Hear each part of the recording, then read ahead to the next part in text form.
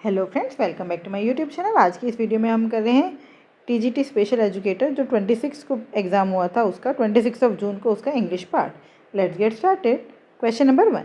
यहाँ पे हमें एक पैराग्राफ दिया है जिसमें ये 4 सेंटेंसेस जो हैं इनको ये जम्बल्ड अप है, हमें मतलब करेक्ट ऑर्डर सीक्वेंस बताना है। S1 दिया है हमें, unhappiness and discontent spring not only from poverty.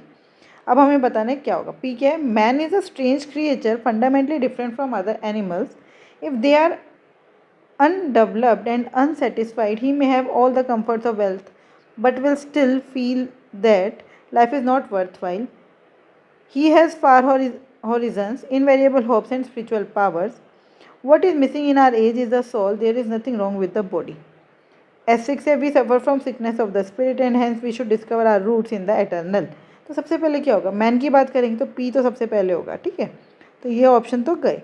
अब आएगा या तो आर पहले आएगा या एस, हम देख लेते हैं। He has far Horizons, invariable hopes and spiritual power. तो पहले मैन पता चला, अब उसके बारे में बताएंगे ना, तो पी के बाद क्या आएगा, आर, फिर आएगा एस, फिर आएगा क्यू। तो P R S Q is the right answer. Question number 2, हमें क्या बताना है। Select the option that can be use as one word substitute for underline segment in the given sentence.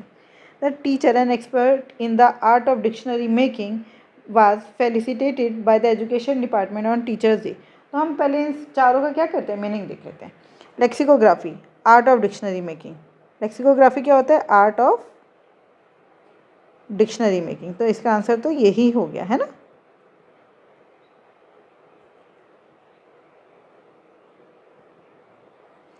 Etymology, etymology क्या होता है। Etymology में study of the origin and history of word. Study of origin,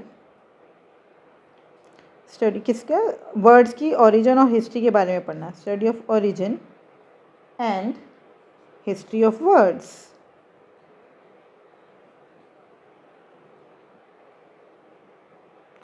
linguistics का क्या मतलब है, scientific study of language structure. Scientific study of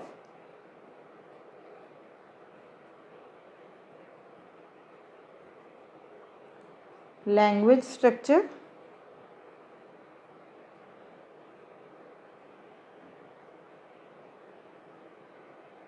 grammar,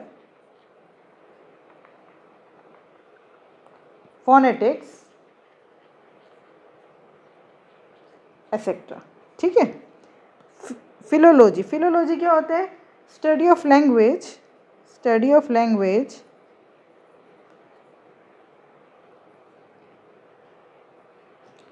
written, study of language in written, historical sources and literary texts। मतलब जो हमारे historical sources हैं उनके अंदर जो भाषा लिखी हुई है उसकी स्टडी करना क्या कहलाता है, फिलोलॉजी में। In historical sources and literary text. Clear. Question number 3, select the most appropriate option to fill in the blank. This is the पहले निकल गया, चलिए बता देते हैं। This is dash same dress that we saw at the previous showroom. ये वही dress है। तो मतलब जब आप किसी चीज़ के बारे में, किसी पर्टिकुलर चीज़ के बारे में बात करते हैं तो क्या आता है, the.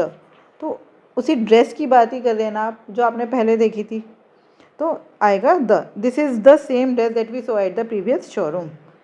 Question number 4, identify the incorrectly spelled word in the given sentence. Abhorrence, injustice, institutional disapproval. तो यहाँ पे है ये एबोरेंस की जो स्पेलिंग है वो मिस्टेक है। यहाँ पे क्या आएगा, ABHORRENC। अब हमें इनका, चलिए एबोरेंस का मीनिंग भी देख लेते हैं। एबोरेंस का मतलब है strong feeling of hatred, strong feeling of hatred. मतलब अगर हम बोले तो घृणा, घिन, नफरत। Strong feeling of hatred, disgust और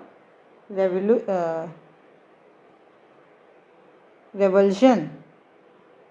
क्लियर। इनजस्टिस आपको पता ही है, इंस्टीट्यूशनल मतलब संस्थागत, डिसअप्रूवल मतलब मनाही, मतलब परमिशन ना मिलना, है ना। Question number 5, select the most appropriate meaning of the given idiom. अब बोले ना चाइना शॉप, अब बोले ना चाइना शॉप हमने पिछली वीडियो में भी देखा था। अब बोले ना चाइना शॉप का मतलब होता है कि कोई जहाँ पर डेलिकेट चीज़ें हैं वहाँ पर आप मतलब सावधानी से काम नहीं कर रहे हैं। अगर हमें इसका मीनिंग लिखना हो तो क्या लिखेंगे, someone clumsy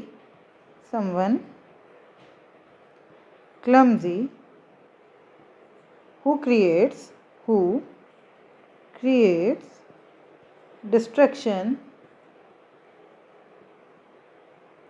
or trouble in delicate situation।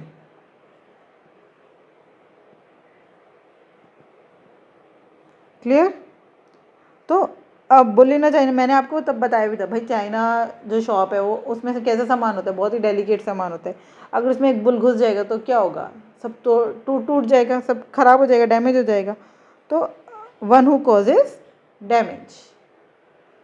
Question number 6. Select the most appropriate synonym of the underlined word in the given sentence. We were astounded at the fulsome praise heaped upon the opposition party.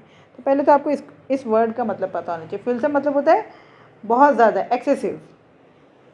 Excessive, बहुत ज़्यादा, है ना। तो इसका meaning तो हमें direct ही पता चल गया। बाकी मेजर्ड नापना, अप्रोप्रिएट ठीक मतलब बिल्कुल सही, रिस्ट्रेंड होता है फ्यूलसम का अपोजिट। क्या होता है ये, फ्यूलसम का अपोजिट मतलब कम, रुकावट नहीं बोल सकते। मतलब रिस्ट्रेंड मतलब जैसे फ्यूलसम का मतलब होता है बहुत ज़्यादा, तो रिस्ट्रेंड मतलब थोड़ा बहुत, है ना। Question number 7, select the most appropriate antonym. Antonym बताने पहले तो हमें ये पता होना चाहिए टर्बिड का सिनोनिम, मतलब टर्बिड का मतलब क्या होता है। टर्बिड का मतलब होता है मडी, गंदा। तो उसका अपोजिट क्या हो जाएगा, फ्रेश। अपोजिट क्या हो जाएगा, फ्रेश या क्लियर। मैंने सेकंड ऑप्शन पे ध्यान नहीं दिया, बताइए फ्रेश या क्लियर। मडी का अपोजिट होता है क्लियर। तो फ्रेश नहीं, फ्रेश मतलब ताज़ा नहीं, गंदे का साफ होता है अपोजिट, है ना। फ्रेश जो है वो नहीं होगा, क्लियर। फ्रेश क्या होता है, फ्रेश मतलब ताज़ा, वो फ्रूट्स होते हैं, टेस्ट होता है, ये सब चीज़ें फ्रेश होती हैं। और गंदा पानी और साफ़ पानी तो क्या बोलेंगे, क्लियर। फिर से क्वेश्चन नंबर 8 वैसे ही आ गया। इसमें भी हमें क्या है, पैराग्राफ दिया, PQRS को हमें क्या करना है, ये जम्बल्ड है, इनको मतलब इनको हमें सही सीक्वेंस में लगाना है। इन 1945 America face 2 powerful enemies in the world war 2। ठीक है, उसके बाद अब क्या आएगा, अब जब एनिमीज़ की बात की तो अब हम बताएंगे ये कौन सी एनिमीज़ थी, तो क्यू आएगा। These were Germany and Japan who pose strong opposition to America, तो क्यू आ गया। उसके बाद इनको ख़त्म करने के लिए अमेरिका के पास क्या था, इनसफिशेंट वेपन्स थे, तो क्यू पी। अब उसके बाद क्या होगा, आर या एस या एस या आर। अब सेकेंड और फोर्थ में हम लोग अटक गए हैं, RSSR देखते हैं। The result of this was the production of atom bomb. किसका, पहले the government order scientist to conduct research and produce a new deadly weapon, तो QPS फिर R, QPSR, fourth one is the right answer. Question number 9, select the most appropriate meaning of the given proverb. After victory tighten your helmet cord, मतलब जीत होने के बाद अपना जो helmet है उसका कोड लगा लो। क्या कह रहे हैं भाई, जीत होने के बाद ना आप ऐसे खुश होकर मत बैठ जाओ, आप जो है वो जीतने के बाद भी सावधानी बरतो। तो always be cautious even after achieving success, मतलब सक्सेस अचीव करने के बाद भी आपको सावधानी बरतने की ज़रूरत है, उसको फॉर ग्रांटेड नहीं ले लेना है, और ये हर जगह एप्लीकेबल है। ठीक है, don't let success breed carelessness, मतलब सक्सेस होने के बाद ऐसा ना हो कि आप केयरलेस हो गए और जो आपने अचीव किया था वो सब चला गया। तो इसको हम अगर लिखना चाहिए तो क्या लिख सकते हैं, don't let success breed carelessness. बाकी के ऑप्शन भी देख लेते हैं। You should always remain humble in victory, यहाँ पे हम्बल की कोई बात नहीं हो रही है, यहाँ पे बात हो रही है सावधानी बरतने की। हेलमेट किस लिए लगाते हैं, अपने आप को बचाने के लिए। Celebrate your victory with a sense of pride, नहीं, सेलिब्रेशन की कोई बात नहीं है। It is important to relax after victory, नहीं, यहाँ पे सिर्फ और सिर्फ किसकी बात है, हेलमेट वर्ड से ही पता चल रहा है हमें किसकी क्या करना है हमें, कॉशियस रहना है, मतलब हमें सावधानी बरतने की बात बोली जा रही है। Clear. Question number 10, select the most appropriate option that rectifies the incorrectly spelled word in the given sentence. तो ये गलती से ना करेक्ट ही हो गया, स्पेलिंग यही है COLLOQUIAL। ठीक है, यहाँ पे जब ये DSSB में आया था तो ये आई नहीं था। तो जो वर्ड है वो क्या हमारा, कोलोक्विल। कोलोक्विल का क्या मतलब होता है, लैंग्वेज और expression that are used in informal conversation. और इसकी करेक्ट स्पेलिंग क्या है, COLLOQUIAL। क्लियर है। Question number 11, select the most appropriate option to fill in the blank. The crane easily dash the accidental car.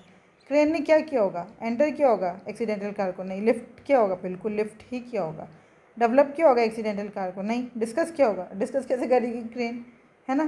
Question number 12, select the most appropriate option to fill in the blanks. He reads dash to analyse the comprehension text. Comprehension text को analyse करने के लिए उसने क्या किया होगा, बहुत अच्छे से पढ़ा होगा। He reads thoroughly.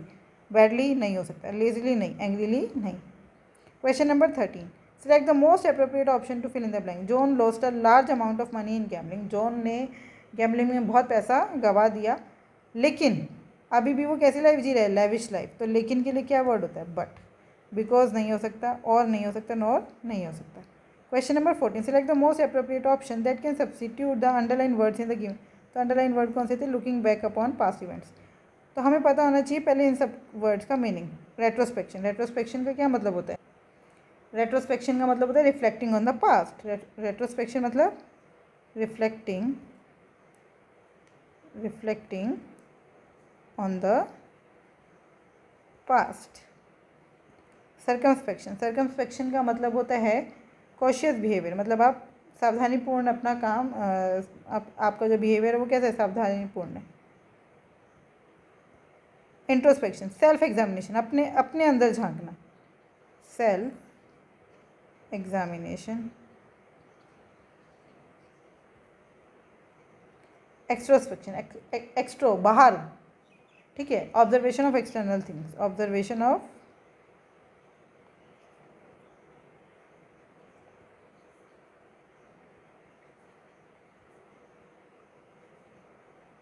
External things. Clear. तो सही आंसर क्या होगा, retrospection. Looking back upon past events मतलब retrospection. Question number 15, select the most appropriate option. मतलब आपको क्या बताना, he is looking for dash solution to the problem. He is looking for a solution to the problem. Simple है, problem के लिए वो एक सॉल्यूशन ढूंढ रहा है। अब ये कॉम्प्रीहेंशन है, कॉम्प्रीहेंशन पढ़ने से पहले क्वेश्चंस पढ़ लेते हैं। Which title best captures the main focus of the passage.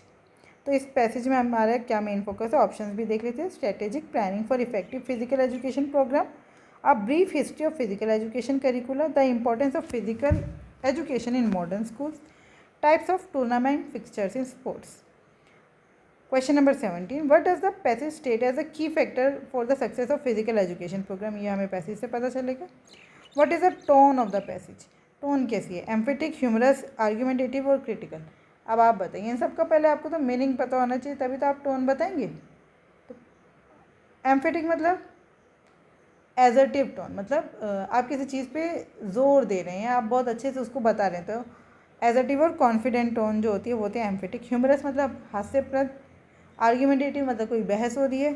Critical मतलब जहाँ पे आप किसी चीज़ की आलोचना कर रहे हैं। Which of the following word best describe the meaning of robust. Robust का क्या मतलब होता है, स्ट्रॉन्ग। अच्छा, इसमें लिखा ही है स्ट्रॉन्ग, तो fourth one is the right answer. बाकी जो तीन है वो इसके लगभग अपोजिट हो गए।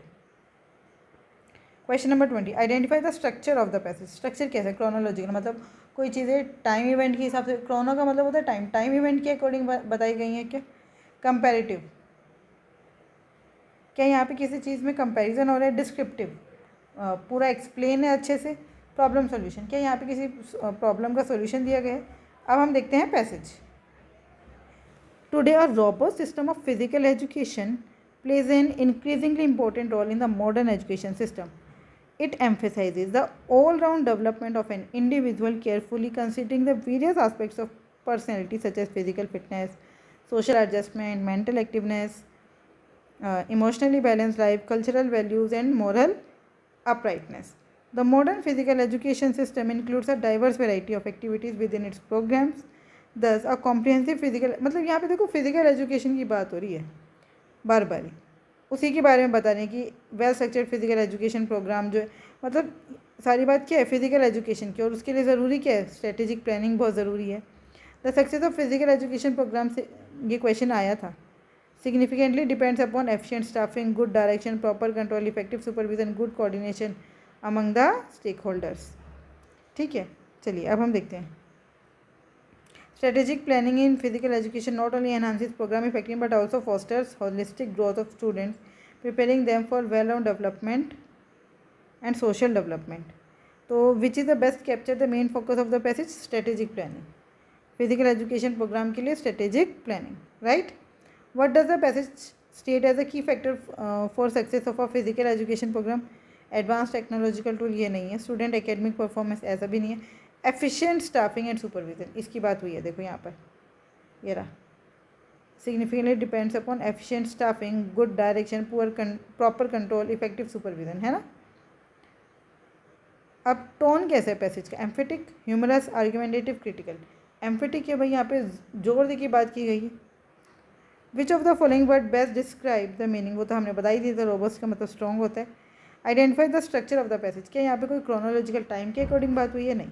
कंपेरेटिव, किन्हीं दो चीज़ों में कंपेयर या दो से ज़्यादा चीज़ों में कंपेयर किया गया।